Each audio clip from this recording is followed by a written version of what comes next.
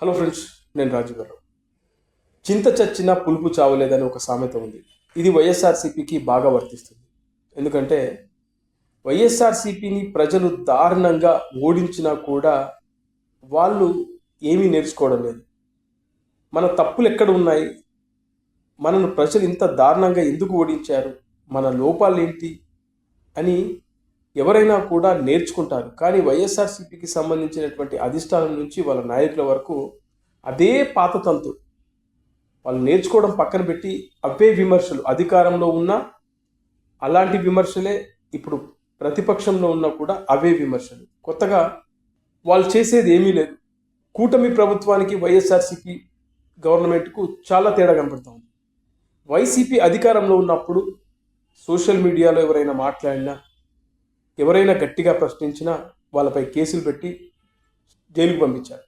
అలాగే తెలుగుదేశం పార్టీకి సంబంధించినటువంటి నాయకులు కానీ, లేకుంటే జనసేన పార్టీకి సంబంధించిన నాయకులు కానీ, బీజేపీ నాయకులు కానీ, ఎవరైనా నాయకులు ప్రతిపక్ష పార్టీలకు సంబంధించినటువంటి లీడర్స్ ఎవరైనా బలంగా మాట్లాడితే వాళ్ళపై కేసులు పెట్టి వాళ్ళని జైలుకు పంపించిన సందర్భాలు చాలా ఉన్నాయి. కానీ ఇప్పుడు ఈ కూటమి ప్రభుత్వం వచ్చినాక వైఎస్ఆర్సీపీ వాళ్ళు చాలా చాలా దారుణంగా కూటమి ప్రభుత్వంపై విమర్శలు చేస్తూ ఉన్నారు. అధికారంలో ఉన్నప్పుడు ఎలాంటి విమర్శలు, ఎగ్జాక్ట్ ఇప్పుడు ప్రతిపక్షంలో ఉన్నా కూడా అలాంటి విమర్శలు చేస్తూ ఉన్నారు. కానీ ఎక్కడ కూడా కూటమి ప్రభుత్వానికి సంబంధించినటువంటి నాయకులు కానీ, కూటమి ప్రభుత్వానికి సంబంధించినటువంటి పెద్దలు కానీ వాళ్ళపై కేసులు కానీ, వాళ్ళపై ఎలాంటి చర్యలు తీసుకోవడం లేదు. ఇక్కడ అదే డిఫరెన్స్ కనబడుతుంది. ఇప్పుడు వైసీపీకి సంబంధించినటువంటి మన కొంతమంది నాయకులు ఉన్నారు. ముఖ్యంగా వాళ్ళ అధికారంలో ఉన్నప్పుడు పేర్ని నాని కానీ, కొడాలి నాని కానీ, అలాగే రోజా కానీ, అంబటి రాంబాబు కానీ ఎలా వాళ్ళు రెచ్చిపోయారో ఇప్పుడు యాజ్ ఇట్ ఈస్గా అలాగే రెచ్చిపోతూ ఉన్నారు. ఏం తేడా కనబడట్లేదు.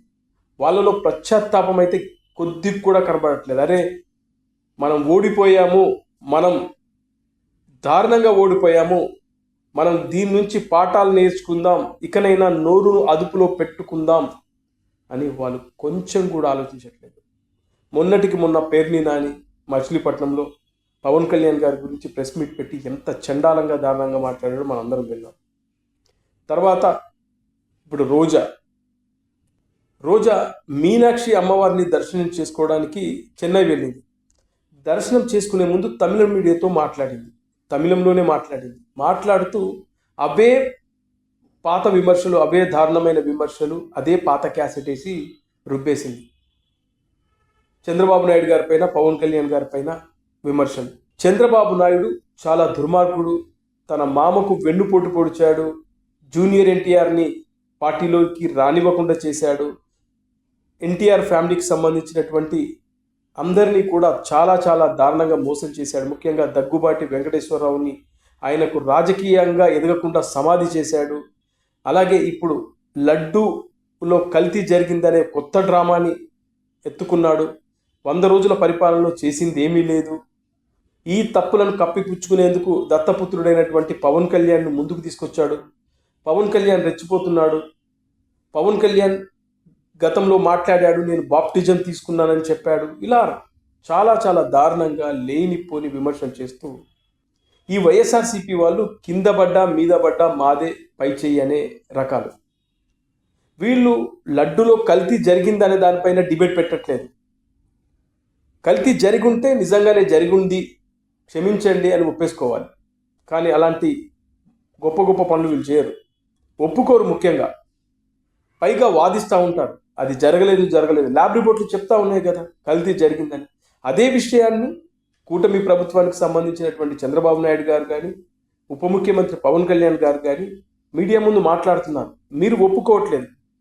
పైగా కూటమి ప్రభుత్వమే ఈ కల్తీ చేసిందనే దారుణ విమర్శలు చేస్తూ ఉన్నారు.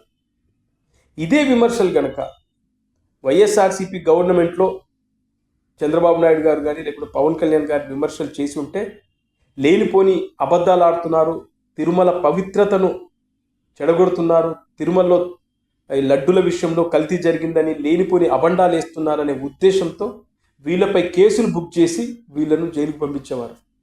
కానీ కూటమి ప్రభుత్వానికి సంబంధించిన పెద్దలు మాత్రం చాలా నిజాయితీతో ఇలాంటి కేసులు ఏమి పెట్టకుండా కేవలం వాళ్ళతో రాజకీయ డిబేట్లు పెడుతున్నారు తప్పితే ఎక్కడ కూడా వాళ్ళపై కేసులు పెట్టట్లేదు.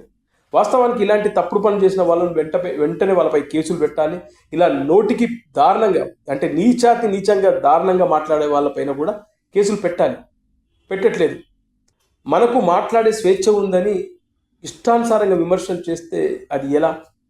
ఇదే విమర్శలు వైఎస్ఆర్సీపీ గవర్నమెంట్లు ఉన్నప్పుడు తెలుగుదేశం జనసేన పార్టీకి సంబంధించినటువంటి నాయకులు కానీ చాలామంది జర్నలిస్టులు విమర్శలు చేసినప్పుడు వాళ్ళని జైలుకు పంపించారు. మరి వీళ్ళపైన కూడా కేసులు పెట్టి వీళ్ళని కూడా జైలుకు పంపించాలి కదా. మరి కూటమి ప్రభుత్వం ఎందుకు వీళ్ళపై చర్యలు తీసుకోవడం లేదు? దారుణమైన విమర్శలు చేసినా కూడా గమ్ముగా ఎందుకు ఉండిపోయింది? అర్థం కాని విషయం. ఇలాగే వీళ్ళని వదిలిపెడితే ఇంతకన్నా నీచమైన దారుణమైన విమర్శలు చేస్తారు.